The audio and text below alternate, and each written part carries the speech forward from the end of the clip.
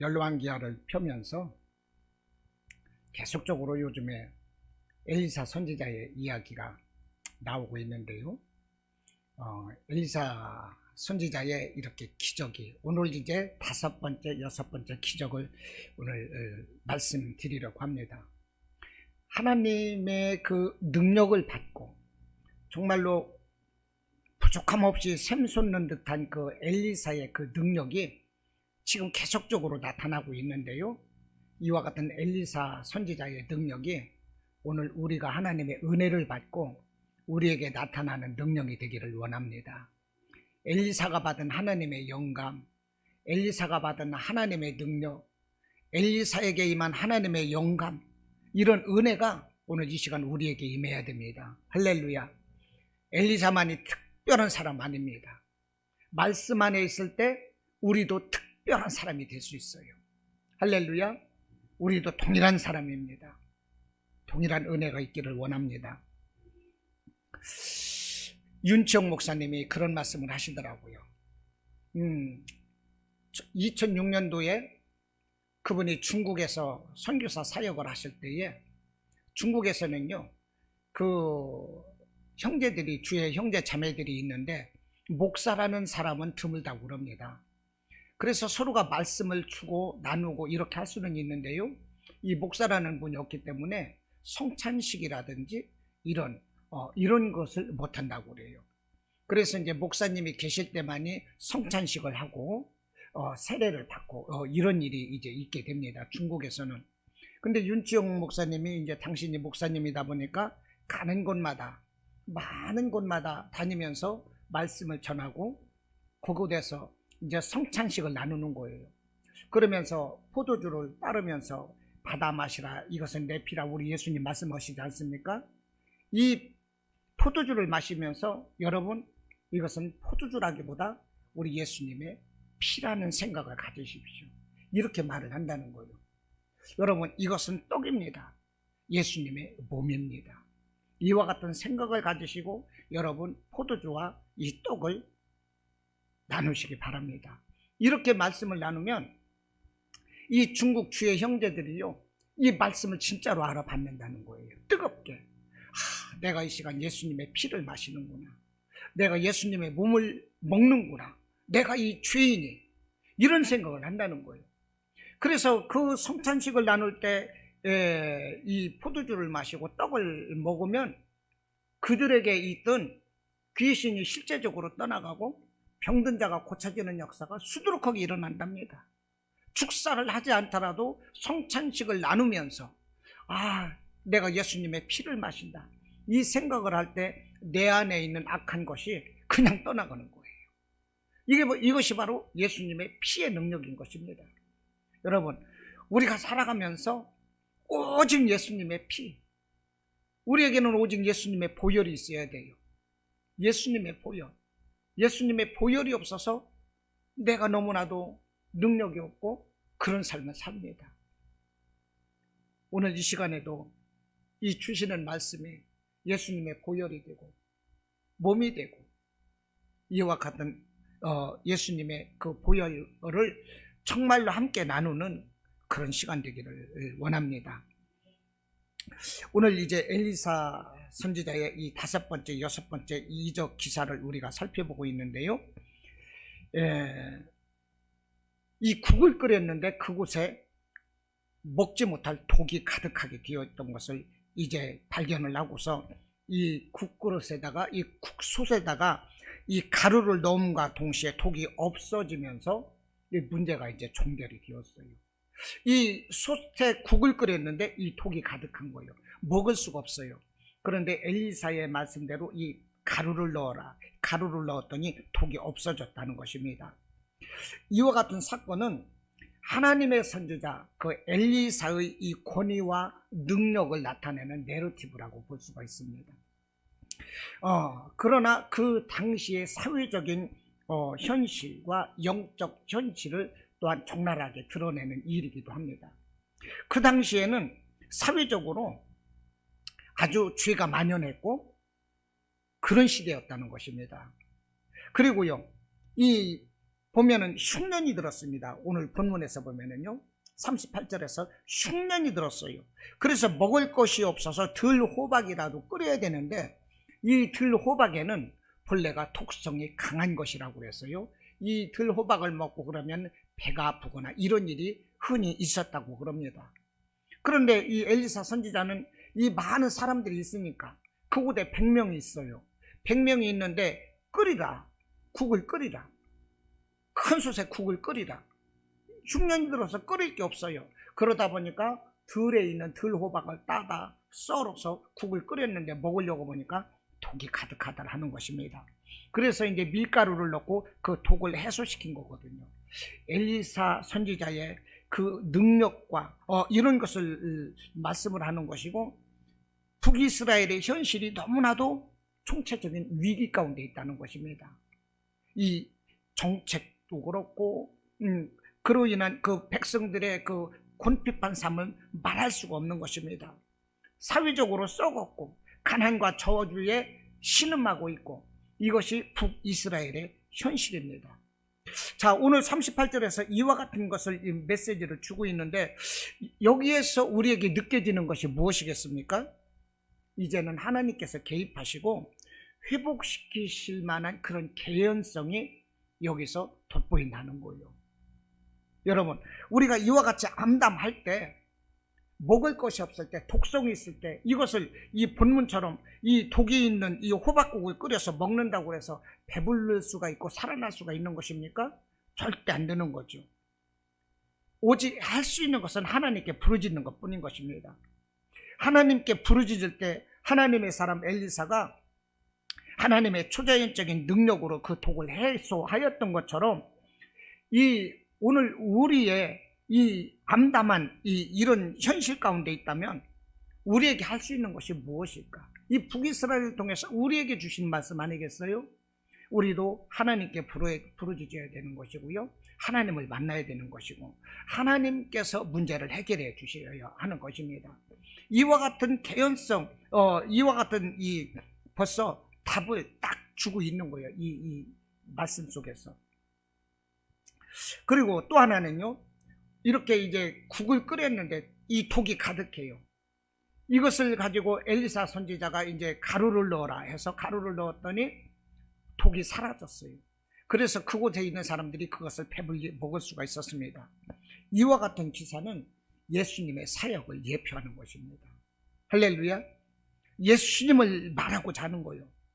가루 속에, 이 가루가 솥 안에 든 이 사막의 독을 제거한 것처럼 예수님은 우리를 사막에 이르게 하는 그 죄의 독을 제거하시는 분이라는 것입니다. 우리에게 있는 독성, 이 죄성을 예수님은 제거하시는 거예요. 그래서 지금도 죄의 독으로 인해서 이 고통받고 있는 사람들은 이 독을 해결해야 되는데, 그 자신은 그 독성을 해소할 만한 그 어떤 능력도 가지고 있지 못합니다. 자신을 죽음에 이르게 하는 그 독성을 해결할 수 있는 분은 오직 예수님밖에 안 계세요. 그 예수님을 내가 모셔 드려야 되는 것이고, 그 예수를 우리가 세상에 전해야 되는 것입니다. 이것이 곧 내가 복음 안에 사는 것이고요, 이 복음을 세상에 전해야 되는 거예요. 여러분, 우리는 아무 능력이 없어요. 그냥 우리는 죽을 수밖에 없어요. 그렇기 때문에 믿지 않는 자들은, 예수를 내 안에 모셔드리지 않는 자들은 그냥 세상적인 죄의 그 독성으로 인해서 죽을 수밖에 없습니다. 아담 때부터 그 지었던 원죄의 그 독성으로 인해서 모든 인류는 죽어야 되는 거예요. 그러나 예수 안에서, 예수의 보혈로 말미암아 그 독성은 해소되는 것입니다. 해소되는 거예요. 그래서 구원을 받아요. 우리는 이것을 전해야 될 것입니다.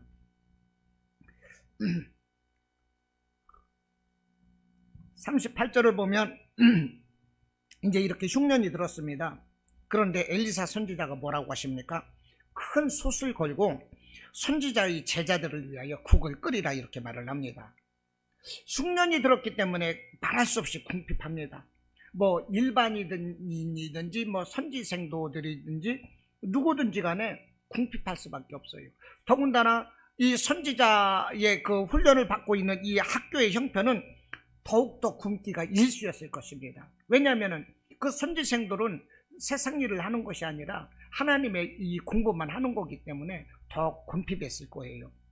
그런데 엘리사는 거기 있는 사람에게 말하기를 큰 솥을 걸고 국을 끓이라 이렇게 지시하는 거예요. 엘리사가 이렇게 지시를 할 때 누구든지 납득이 가지 않았을 것입니다. 지금은 흉년이고 먹을 것이라고는 음식 하나도 없고 아무것도 없는데 큰 솥을 걸고 국을 끓이래요. 아니, 큰 솥을 걸고 끓일 국이 있습니까? 뭐 넣을 게 있어요? 아무것도 없어요. 그런데 그렇게 하라는 것입니다. 우리 같으면 솥을 준비하라고 하기도 어려웠을 거예요. 면목이 없는 거죠. 헛소리 하는 거죠. 그러나 엘리사는 그렇게 말을 했어요. 그런데 그 엘리사의 지시를 듣고 당황했을 법도 한데 사람들은 그 지시에 따랐습니다. 할렐루야. 여러분, 오늘 성경이 이와 같은 일이 일어난 원리가 무엇입니까? 그 말씀에 따랐다는 거예요. 할렐루야.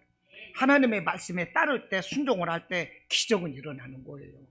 우리 현실은 흉년이고 궁핍하고 아무것도 없어요. 그럴지라도 우리 주님께서 말씀을 하시면 그 말씀은 따라야 되는 것입니다. 그냥 주님이 그렇다면 그런 거예요. 말씀이 그렇다면 그런 거예요. 그냥 무조건 아멘인 거지요.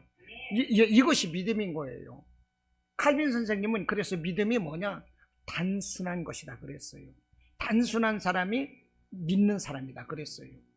여러분, 우리는 단순하게 이것을 믿어야 되는 것입니다. 그런데 이 엘리사가 왜 이렇게 허무맹랑한 지시를 하셨을까요? 왜 이렇게 큰 솥을 걸고 국을 끓이라고 하는 걸까요? 말도 안 되는 이런 것을 왜 했을까요? 그것은 하나님께서 그 큰 솥을 채워주실 줄로 믿고 그 지시를 하셨던 것입니다. 사람들이 순종하면 엘리사가 그걸 말했기 때문에 먹거리가 되는 것이 아니라 그 엘리사가 하나님이 주신 영감의 말씀을 선포했을 때 그 말씀에 순종해서 숯을 걸고 물을 붓고 국을 끓이면 그 순종의 열매는 반드시 열릴 것이라는 것을 엘리사 선지자는 아는 거예요. 사람들이 순종할 때 이 큰 솥에 이 국그릇은 넘칠 것이라는 것을 엘리사는 깨달아 알고 있는 것입니다. 그래서 솥을 걸고 국을 끓이라는 거예요. 그렇게 순종을 했을 때 제자들이 먹었습니다. 물론 이 국을 끓일 때 이 엘리사가 끓인 게 아니죠. 사람들이 물을 갖다 부었고요. 어떤 사람이 들호박을 따다가 썰어서 그것을 넣습니다. 그리고 맹독성이기 때문에 먹을 수가 없었어요. 밀가루를 넣어야만 먹을 수가 있었습니다. 그럴지라도 결국 국이 되게 하고요, 배불리 먹게 하셨던 분이 누구입니까? 하나님이신 것이죠. 순종하니까. 할렐루야. 말씀이 있었고 순종이 있었다 하는 것입니다. 할렐루야. 우리 교회는 말씀이 있어야 되고 순종이 있어야 되는 거예요. 할렐루야. 우리의 신앙이 그겁니다. 내가 하나님의 말씀을 받고 순종해야 되는 거예요. 그 말씀은 성경에서 주실 수도 있는 것이고요, 강단에서 주실 수도 있습니다. 우리의 동역자들끼리 말씀을 받을 수도 있어요. 그러면 그 말씀을 내가 순종하고 내가 실천할 때 이 큰 솥의 이 국은 넘친다는 거예요. 할렐루야. 마태복음 19장 19장에서 이런 말씀을 합니다. 부자 청년이 예수님을 찾아왔어요. 예수님께서는 너의 전 재산을 팔아서 가난한 자들에게 나눠주고 나를 따르라 그러셨습니다. 그런데 그 청년은 부자기 때문에 그렇게 할 수가 없어. 심히 근심하면 예수님을 떠났어요. 예수님을 찾아온 것까지는 그 사람이 뛰어났는데 내가 예수님을 따르겠다고, 너의 재산을 팔아서 가난한 사람에게 나눠주고 나를 따르라. 그러니까 근심하며 그냥 예수를 떠났다는 거예요. 그때 예수님이 말씀을 하시는 것입니다. 부자가 천국 들어가는 것이 낙타가 바늘귀로 들어가는 것보다 더 힘들다 그랬어요. 그래서 제자들이 깜짝 놀라는 거예요. 아니, 그러면 낙타가 바늘귀로 들어가는 것보다 이 구원받는 것이 더 힘들면 누가 구원받습니까? 그거예요. 그때 예수님 하시는 말씀이 사람으로서는 할 수 없으되 하나님으로서는 할 수 있느니라. 할렐루야. 이 말씀을 하셨어요. 여러분, 사람으로서는 할 수 없어요. 하나님은 하십니다. 우리 현실이 내 힘으로는 할 수 없어요. 사람으로는 어떻게 능가할 수가 없어요. 그러나 우리 하나님을 모시면, 인정하면 하나님이 하시는 것입니다. 할렐루야. 이와 같은 믿음이 있으시기를 축복합니다. 여러분, 우리는 엘리사의 이 믿음을 본받아야 되는 거예요. 어려울 때일수록 큰 믿음을 가져야 되는 것입니다. 환경이 어려울 때일수록 더 큰 믿음으로 행해야 되는 것이고요, 하나님이 기뻐하시고 그런 삶을 살아야 된다는 것입니다. 우리 믿음대로 하나님은 공급해 주시는 거예요. 할렐루야. 누구나 어려움이 있어요. 나만 어려움이 있는 거 아니라니까요. 그 어려울 때 더욱더 하나님 바라보자 하는 것입니다. 여러분, 하늘은 언제나 열려 있어요. 우리 하나님은 언제나 열려 있습니다. 하나님의 은혜는 언제나 열려 있는 거예요. 우리 교회가 디자인 교회입니다. 우리 하나님은 우리 인생을 디자인하시는 분이세요. 하나님께 맡기면 되는 거예요. 여러분, 좌절하지 마세요. 낙심하지 마세요. 끝난 것처럼 생각하지 마세요. 늦었을 때가 시작인 것입니다. 할렐루야. 하나님은 반드시 역사하시는 거예요.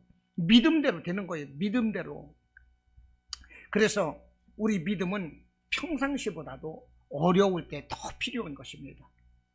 어떤 사람은 평상시 뭐 이런 것 같은데요, 우리 어려울 때 우리에게 더 믿음이 필요하다는 거예요. 잘 나갈 때는요, 믿음이 없어도 그냥 나가요.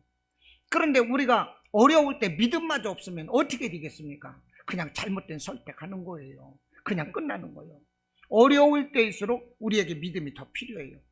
더 하나님을 의지하고 하나님께 소망을 두고 어려움을 극복하고 승리하는 우리의 삶이 되어야 되는 줄로 믿습니다. 우리가 여러 번 들어보셨을 거예요. 5만 번 응답받았다고 하는 조지 뮬러, 이 목사님, 이분이 이 고아의 아버지라고 하지 않습니까? 이 많은 고아원을 가지고 있었고요, 고아원이 컸습니다. 그런데 때로는 이 조지 뮬러도요, 가난할 때가 많았어요. 그런데 이 가난하다고 그래도 그 소문을 듣고 찾아오는 사람들을, 이 고아들을 외면하지 않았다는 것입니다. 자기가 설립한 고아원 찾아오는 이 고아들을 제한해서 받지는 않았어요. 이래서 못 받고 이래서 못 받고 이 사람은 다른 데 가야 되고 이러지 않았다는 거예요. 자기에게 찾아오는 모든 고아는 다 받아들였어요. 이분이 이제 고아의 아버지 조지 밀러인데, 한 번은 이 고아원에 먹을 음식이 떨어졌습니다. 음식을 살 돈도 없어요. 형편이 아주 어려웠습니다. 그런데 이 조지 밀러는 이 고아들을요, 식탁에 다 앉혀놓고 식탁 앞에 빈 그릇을 올려놓고서 그냥 감사 기도를 하는 거예요. 그러니까 이 고아들도 그렇고 이 고아들을 돕는 그 이런 분들도 식탁에는 아무것도 없고 빈 접시뿐인 거예요. 그런데 하나님, 오늘 또 일용할 양식을 주시니 감사합니다 하고 감사 기도를 했다는 것입니다. 그러니까 아니, 아무것도 없는데 무슨 감사 기도를 하십니까? 조지 밀러는 그러는 거예요. 아무것도 없는데도 하나님이 채워주십니다. 그때 초인벨이 눌리는 거예요. 그 문을 열고 봤더니 지나가던 차가 큰 이렇게 트럭에다가, 트럭을 앞에 세웠는데 음식을 싣고 왔어요. 아니, 어떻게 우리 고아원을 왔느냐 그랬더니 호텔에서 이 많은 이 사람들이 이제 그 예약을 해서 많은 사람들을 대접할 수 있는 음식을 호텔에서 장만을 했는데, 그 모임이 취소되는 바람에 이 음식을 버릴 수도 없고, 그래서 고아원이 생각이 나서 고아원을 가져왔다는 거예요. 그때가 언제입니까? 먹을 것이 없어서 빈 접시 놓고 감사기도 할 때 초인벨이 눌리면서 그 음식을 가져오는 거예요. 여러분, 이것이 믿음 아니겠어요? 이것이 믿음이라니까요. 예수님께서 마가복음 11장 24절에서 믿고 구한 것은 받은 줄로 믿으라 그랬어요. 믿고 구한 것은 받을 줄이 아니라 받은 줄 믿으라. 이 받은 줄, 이것은 이미 받았다는 거예요.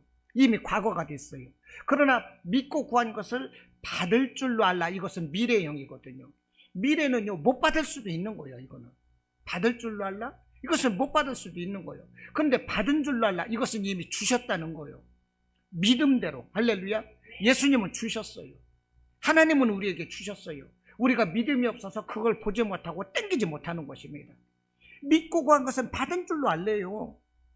하나님은 우리에게 주셨어요. 우리가 믿음이 없어서 그걸 못 보는 거야. 그거를 내 것으로 못 만들고 있어요. 여러분, 믿음의 눈을 뜨십시오. 믿음의 귀를 열게 하십시오. 믿음의 말을 선포하십시오. 그러면 안 보이던 것도 보입니다. 안 보이던 것도 보여요. 멀리 있던 것이 내게로 오는 거예요. 여러분, 조지 밀러는 어려울 때 그릇을 준비했어요. 하나님은 그 그릇에 음식을 채워주셨습니다. 우리가 믿음의 그릇을 준비해야 되는 것입니다. 여러분, 우리의 믿음의 그릇이 커야 되는 것입니다. 할렐루야. 큰 그릇이 돼야 채워지는 거예요. 엘리사 앞에서 그랬습니다. 이 선지자의 이 선지생도가 죽었는데 빚졌어요. 그래서 그 부인이 두 자녀를 데리고 있는데 이 빚쟁이들이 남편이 빚져가지고 내 두 자녀를 데리고 가려고 그런다. 그럴 때 너의 집이 무엇이느냐? 기름이 조금 있습니다. 그러면 동네 다니면서 많은 그릇을 빌려와라. 많은 그릇을 빌려왔을 때 그 그릇에다가 기름을 채우고는 기적이 일어나고 그 기름을 팔아서 빚을 갚아라 그랬잖아요. 여러분, 우리에게 믿음이 이런 그릇이 있어야 된다는 거예요. 할렐루야. 시편 81편 10절 말씀에 뭐라고 하십니까? 네 입을 크게 열라 내가 채우리라 그러는 거예요. 그러므로 우리의 믿음의 마음이 커야 돼요. 믿음의 그릇이 태평양만 해야 되는 거예요. 믿음의 그릇이 요 컵만해서는 절대 안 됩니다. 커야 돼요. 할렐루야. 믿음의 그릇을 크게 하십시오. 그래서 하나님께서 채워도 그냥 막 그 무한 받을 수 있는 여러분들 복의 사람이 되시기를 바랍니다. 우리에게 필요한 것이 너무나도 많아요. 받아야 될 것이 너무나도 많은 거예요. 여러분, 믿음의 그릇을 준비하십시오. 우리가 참고로 40절 말씀을 한번 보겠습니다. 40절 말씀 보면 이렇게 말씀을 해요. 이에 포다가 무리에게 주어 먹게 하였더니 무리가 국을 먹다가 그들이 외쳐 이르되 하나님의 사람이여 솥에 죽음의 독이 있나이다 하고 능히 먹지 못하는지라 그랬습니다. 41절 봐야 되겠네요. 엘리사가 이르되 그러면 가루를 가져오라 하여 솥에 던지고 이르되 포다가 무리에게 주어 먹게 하라 하며 이에 솥 가운데 독이 없어졌더라 그랬어요. 이 국솥 안에 죽음의 독이 가득해요. 먹지 못합니다. 이런 때 엘리사가 무엇이라고 말했습니까? 가루를 가져다가 솥에 던지라는 것입니다. 그래서 이 가루를 누가 가져왔어요? 사람들이 가져온 거예요. 엘리사가 가루 가져오지 않았어요. 사람들이 가루를 가져와서 던졌을 때 독이 사라지고 배불리 먹었다는 것입니다. 여러분, 열왕기하 2장 19절로 22절에서도 그래요. 물이 병들어서 이 토산이 다 떨어져 먹지 못할 때 엘리사가 말한 것이 새 그릇에 소금을 가져와라. 이렇게 해서 사람들이 새 그릇에 소금을 가져왔을 때 이것을 물에 던져 넣을 때 그 물이 고쳐지고 다시는 죽음이 있거나 토산이 떨어지는 일이 없어졌다 그랬어요. 여러분, 이 시대에 우리 성도들이야말로 믿음의 새 그릇이 필요하고 믿음의 소금이 필요한 것입니다. 이런 우리 믿음으로 이 생명을 살리는 이런 도구가 우리가 되어야 되는 거 아니겠습니까? 성경에서는 분명히 물이 썩었을 때 믿음의 이 새 그릇에 소금을 가져오라는 거예요. 여러분, 썩어져가는 이 현실 가운데 우리는요, 새 그릇이 되어야, 믿음의 새 그릇이 되어야 되는 것이고 믿음의 소금이 되어야 하는 거예요. 같이 썩어서는 안 되는 것입니다. 할렐루야. 오늘 41절에서 뭐라고 그랬어요? 가루를 가져오라. 그래서 가루를 가져와서 솥에 넣었더니 독이 사라졌어요. 여러분, 세상의 죽음의 독을 해독할 수 있는 이런 하나님의 은혜로운 이런 믿음의 가루가 우리 삶이 되어야 된다는 거예요. 할렐루야. 세상에 썩어 죽을 때 우리도 같이 죽는 것이 아니라 세상의 독성을 해소할 수 있는 하나님의 믿음의 가루를 우리가 소지해야 되는 것이고 우리의 삶이 그런 삶이 되지 않은 것입니다. 할렐루야. 하나님이 바라시는 거 아니겠어요? 그저 국솥에 이 많은 사람들이 먹기 위한, 해독하기 위한 이 가루로 끝나는 것이 아니라 이 가루가 바로 우리 성도들이 되어야 되겠다는 것입니다. 내가 바로 가루가 되지 않은 거예요. 내 가정도 썩어가고 있습니다. 내 회사도 썩어가고 있고요. 내 지역사회도 썩어져 가고 있는 이런 가운데서 우리가 살아가고 있거든요. 내가 믿음의 그릇이 되어야 되고 소금이 되어야 되고 가루가 되어야 하는 것입니다. 예수님이 그랬어요. 그래서 빛과 소금이 되어야 말씀을 하시는 것입니다. 할렐루야.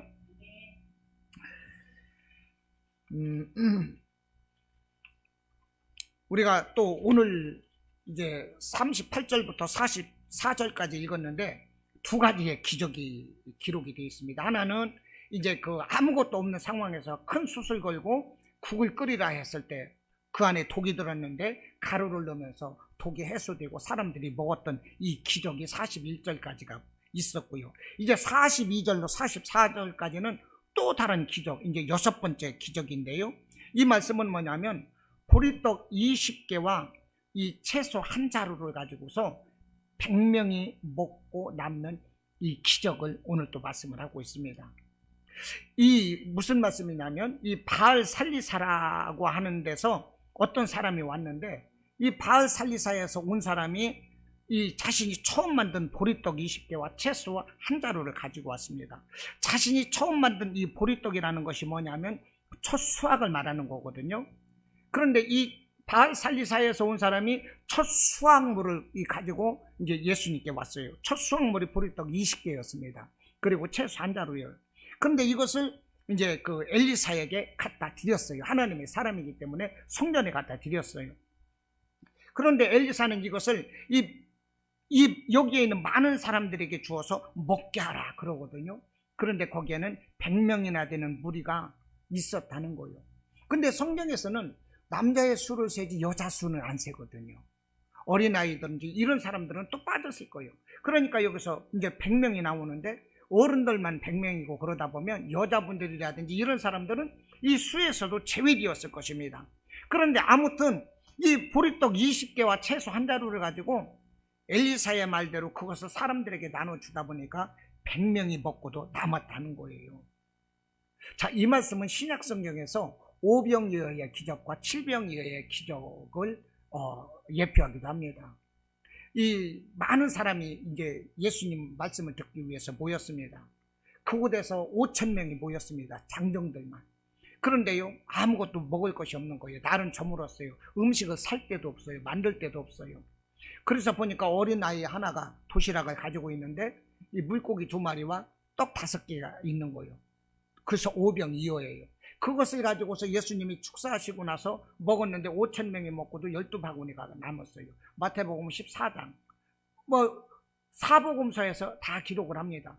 근데 또 마태복음 15장과 마가복음 8장에서는요 7병이어의 기적에 대해서 또 말씀을 해요. 많은 무리가 남자가 4,000명이 모였어요. 그런데 예수님께서 먹을 것을 주라 하는데 먹을 것이 없는 거예요. 그때 보니까 이 떡 7개와 물고기 2마리가 있어요. 이것을 가지고 예수님이 축사하시고 나눠줬는데 4,000명이 먹고 12광주리가 남았더라는 것입니다. 이것이 이제 7병이어예요. 근데 오늘 말씀이 이 5병이어와 7병이어의 기적을 연상케 한다는 거예요. 이 보리떡 20개를 가지고서 거기에 모여있는 그 장정들이 100명이 먹었다는 것입니다. 이것은 신약의 이 5병이어 기적을 이제 연상케 하는데 말씀에 순종하는 자를 날마다 새롭고 풍성하게 먹여주시고 이끌어 주신다는 하나님의 은혜를 말씀을 하는 것입니다. 할렐루야. 이것을 무리에게 나눠주라. 그럴 때 아니 이것을 어떻게 무리에게 나눠줍니까? 엘리사는 나눠주라는 거예요. 믿고 나눠줬어요. 그랬더니 기적이 일어나는 것입니다. 할렐루야. 여러분 오직 순종을 할 때 말씀 속에 그 기적은 내 것이 되는 거예요. 내가 복받기를 원하고 나도 하나님 앞에 그런 사람이 되길 원한다면 나도 승리자가 되길 원한다면 오직 순종밖에 없습니다. 순종이 가장 큰 능력인 거예요. 여러분 예수님이 누구십니까? 삼위 하나님이신 거죠. 예수님은요 무리를 걸어오셨어요. 이 세금을 낼 것을 얻기 위해서 낚시를 먼저 던져서 그 낚시를 물고 올라오는 입을 열면 이 진주가 있을 것이다. 실제적으로 그것을 가지고 세금을 내게 하고 이 뛰어난 예수님 아니시겠습니까? 사람의 마음을 먼저 아시는 거예요. 그 제자들도 먼저 아시는 거예요. 이분은 그는 근본 본체 하나님이시라고 빌립보서 2장에서 말씀을 하고 있는 거예요. 그런데 예수님께서 왜 이 땅에 오셔서 십자가를 지시고 고난을 당하셨을까요? 구원 사역을 이루기 위해서 그분도 성부 하나님께 순종했던 거예요. 하나님이시면서도 예수님이 먼저 순종을 하셨어요. 예수님이 순종을 하심으로 인하여 모든 무릎을 예수 앞에 꿇게 하고 모든 입으로 주라 시인하게 하겠다. 우리 빌립보서 2장에서 말씀을 하고 있는 거 아니겠습니까? 여러분, 순종해서 내 권위가 세워지는 것이고 순종해서 내 삶이 세워지는 것이고 오직 순종인 것입니다. 아브라함에게 그 아들 이삭을 바치라 할 때 아브라함은 순종을 했어요. 그것을 부인에게 말하면 부인이 또 뭐라고 할지 모르니까 성경에 보면 자기 부인에게도 말을 하지 않았어요. 그냥 이삭을 데리고 오는 거예요. 이삭은 자기 아버지가 자기를 눕혀놓고 묻고 죽이려고 하는 것을 알면서도 뛰쳐나가지 않았어요. 그렇게 순종했던 아브라함을 정말로 믿음 있는 나의 종이다 하나님은 인정하셨고요. 이제 더 이상 아브라함은 시험하지 않는 것입니다. 무조건 아브라함에게 무조건 밀어주는 거야. 아브라함이 그냥 무조건 밀어주고 사랑하시는 거예요. 이삭도요 무조건 밀어주고 사랑하는 거예요. 그러니까 흉년이 들었을 때 블레셋에 갔을 때 백배 결실하고 거부가 되는 것이고요. 메마른 땅에 샘을 파더라도 샘이 터지는 것이고요. 이것이 순종이 기적이다 하는 것입니다. 예수님 지금 하나님 우편에 계셔서 우리의 중보자가 되시거든요. 우리의 중보자가 되셔서요, 이 성부 하나님께서는 이 공의 하나님이시기 때문에 우리가 하나님 입장에서는 하나님 마음에 안 드실 수가 있고 괘씸할 수 있을지라도 예수님께서 예수님의 이름으로 기도했습니다. 이것을 들어주십시오 한마디 하면 우리 성부 하나님은 알았다, 즉시 오케이 하신다 이 말입니다. 왜 예수님이 이런 권능이 있어요? 하나님이시지만 그분은 순종하셨거든요. 순종을 통해서 자기 확고한 자리를 만들어 놓으신 거예요. 우리에게 이와 같은 순종이 있으시기를 주님의 이름으로 축원합니다.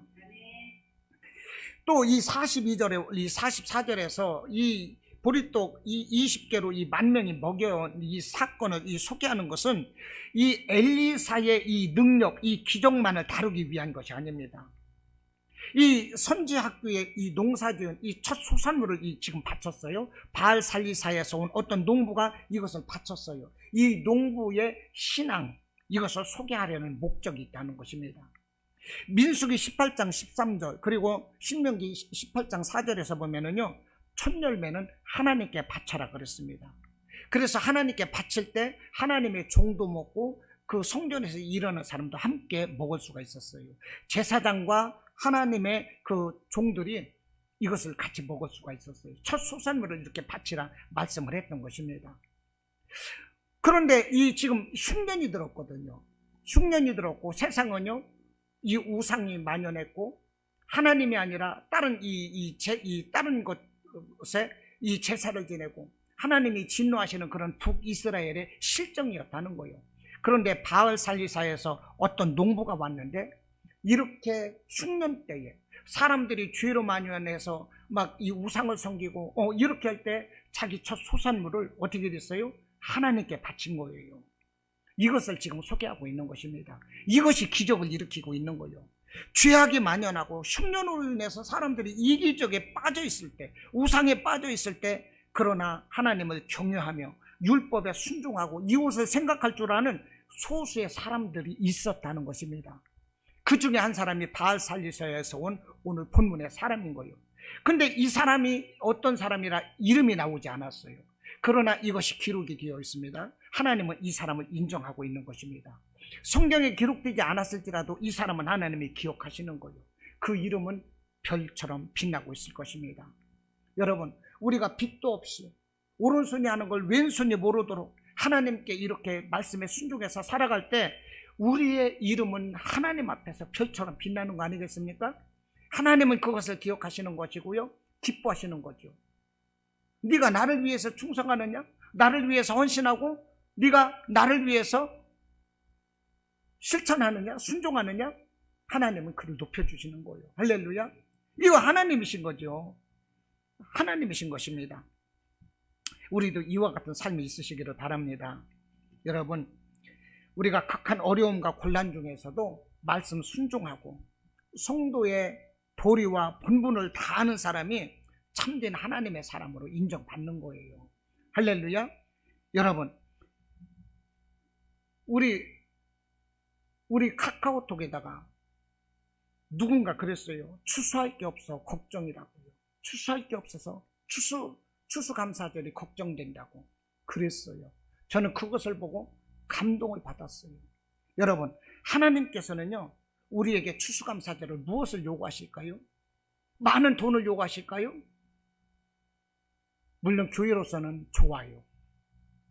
그러나 하나님은요, 무엇을 바라시겠습니까? 그 사람의 신앙 인격, 할렐루야, 그 사람의 거듭나는 순종의 삶, 이런 것이 하나님께서 보시기에 정말 추수라고 여기지 않으실까요?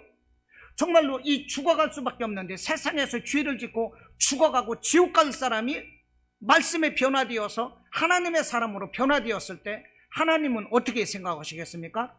죽어서 지옥 갈 한 영혼을 하나님은 구원하셨어요. 하나님께서 추수하신 것입니다. 할렐루야. 하나님께서 추수하셨어요. 얼마나 하나님께서 기뻐하시고 감격하시겠어. 야, 저놈 지옥 가는데 지옥에서 걸어 나왔네, 천국에 왔네. 하나님은 이거 추수한 것인 거 아니겠어요? 이게 추수예요. 날마다 자신을 말씀으로 다스리는 것, 자신의 어떤 그 모든 것을, 생각과 환경과 모든 것을 이겨낼 수 있는 것, 이것이 바로 진정한 추수고, 하나님께 그 삶을 드릴 때 하나님은 기쁘시게 받는 거예요. 그것이 교회의 입장에서는 얼마나 독이 되고 유익이 되는 것입니까? 그것처럼 아름다운 미덕이 어디가 있냐고요. 저는 그거 하나로도 2022년 추수감사절은 정말로 최고의 추수가 되는 거예요. 우리 하나님이 뭐라고 하셨어요? 양 100마리가 있는데 한 마리 양을 잃어버렸어. 그 잃어버린 한 마리 양을 찾기 위해서 99마리의 양을 자기 동료들에게 맡기고 잃어버린 한 마리를 찾아 나서는 거예요. 다른 사람 시키지 않아요. 야, 저 양 빨리 찾아와라, 이러지 않아요.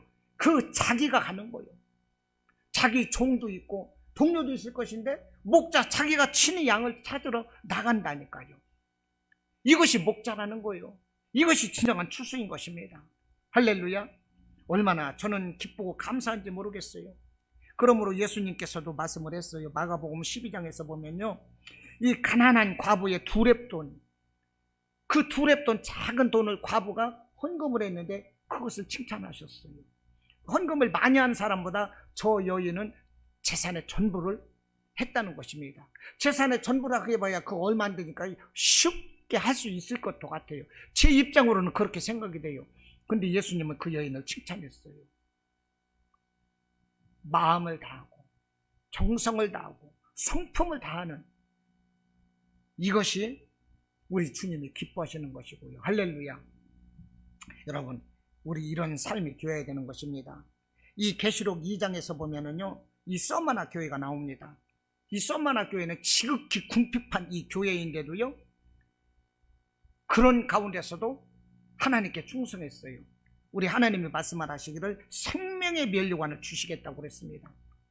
그리고 빌라델비아 교회 이 계시록 3장에서 보면 적은 능력을 가졌어요. 일할 수 없는 적은 능력을 가졌어도요, 그런데도요 충성했어요. 그 교회를 우리 예수님이 칭찬하시는 거예요. 여러분, 그런 거 보니까 내가 많이 가져서가 아니더라고요. 뭐 내가 풍성해서가 아니더라고요. 마음이더라고, 마음. 할렐루야. 마음이더라고요. 오늘 본문이 어떻습니까? 이스라엘의 영적 상태, 죄가 만연했던 상태, 그리고 사회적으로 혼란하고 가난하고 먹을 것이 없고 정말로 저주받은 그런 삶이었어요. 그런데 하나님의 말씀이 주어질 때 그들이 순종하니까 기적이 착착착착 일어나는 거 아니겠어요? 두 번째는 이렇게 사회적으로 죄가 만연한데도 어떤 믿음에 있는 바알 살리서에서 어떤 온 농부가 자기의 것을 말씀대로 첫 소산물을 하나님께 드릴 때 거기에서도 또 기적이 일어나는 거예요. 그러니까 모든 것은 하나님의 말씀이 있고 순종이 있고 자원에서 섬김이 있을 때 모든 역사와 기적이 일어나더라 하는 거예요. 할렐루야. 저와 여러분의 삶이 정말 이와 같기를 원합니다. 이와 같기를 원합니다. 그래서 하나님께, 정말로 하나님께서 내가 너로 인하여 기쁘다, 내가 너로 인해서 너무나도 기쁘다, 나는 너만 있으면 돼, 나는 너만 있으면 돼, 너하고 함께 할 거야. 하나님이 나에게 이런 감동을 정말로 가지실 수 있는 이런 성도들이 다 되시기를 주님의 이름으로 축원합니다. 아멘. 우리